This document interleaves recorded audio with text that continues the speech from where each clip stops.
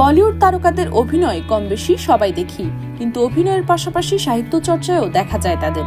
এমন অনেক অভিনেতা অভিনেত্রী রয়েছেন যারা অভিনয়ের পাশাপাশি লেখালেখিতেও চমক দেখিয়েছেন। চলুন জেনে নিই বলিউডের এমন 8 জন তারকা সম্পর্কে।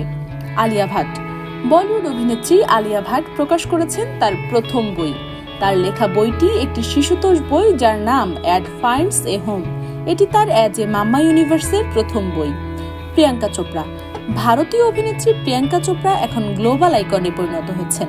লেখকের তালিকায়ও নাম লিখিয়েছেন বিখ্যাত এই অভিনেত্রী। তার লেখা আনফিনিশড বইটিতে ভারতে তার শৈশব, বলিউডের যাত্রা, হলিউডে কাজের অভিজ্ঞতা প্রভৃতি নিয়ে স্মৃতিচারণ করেছেন। গৌরী খান।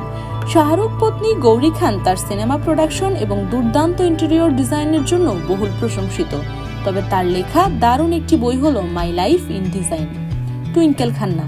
বলিউডের অন্যতম মেধাবী অভিনেত্রী টুইঙ্কেল খান্না তার বুদ্ধিমত্তা ও অন্তর্দৃষ্টি সম্পন্ন লেখার জন্য প্রশংসিত। টুইঙ্কেল অনেকগুলো বই লিখেছেন, এর মধ্যে মিসেস ফানি বোনস এবং তার সদ্য প্রকাশিত ওয়েলকাম টু প্যারাডাইস উল্লেখযোগ্য। ইমরান হাশমি।